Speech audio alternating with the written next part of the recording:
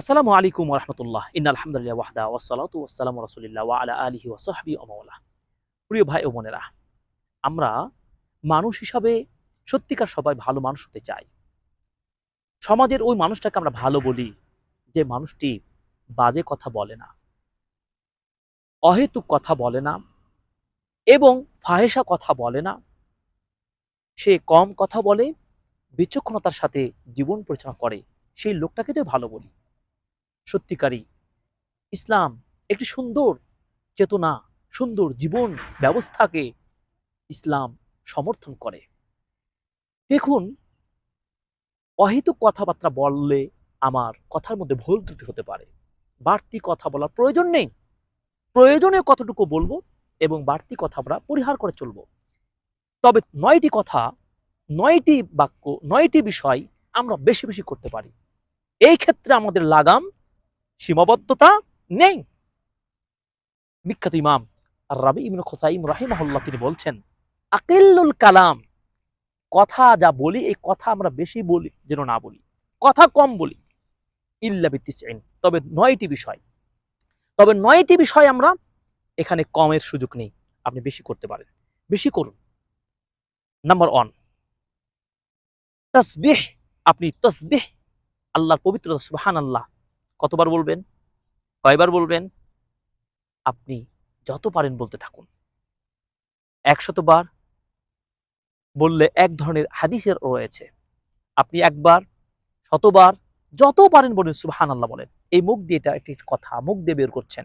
সুবহানাল্লাহ বেশি বেশি বলুন। ২, তাকবীর।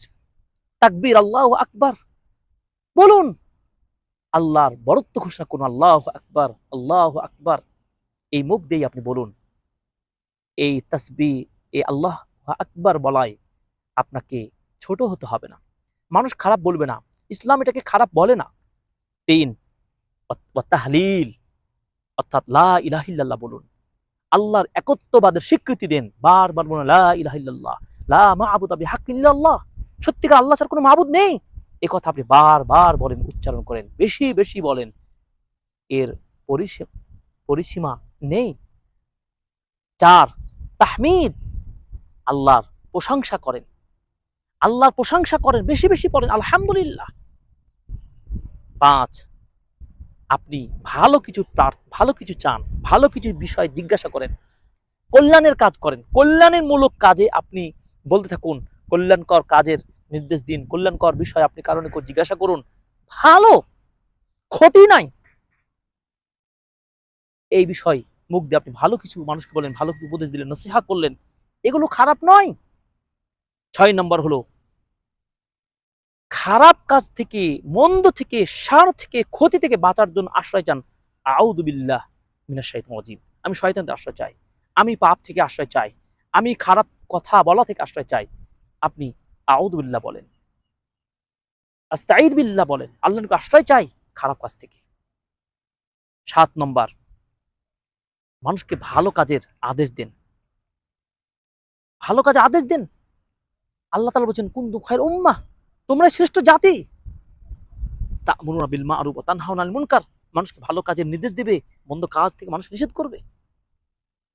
৮ নম্বর, মানুষকে পাপাচার মুনকার থেকে নিষেধ করবেন। বারবার বলেন এরা পাপ, মাদকতা ছাড়ো, অন্যায় ছাড়ো, জুলুমবাজ ছাড়ো, শিরিক ছাড়ো, কুফরি ছাড়ো, রিয়া ছাড়ো, নেফাকি ছাড়ো, পাপের কাজ বর্জন করো। এটি বলতে থাকুন।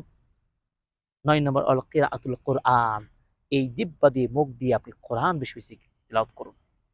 এই ৯টি কাজ বেশি বেশি করার সুযোগ রয়েছে। বেশি বেশি করুন, এর সীমা নেই। আপনি এগুলো বেশি বেশি করবেন।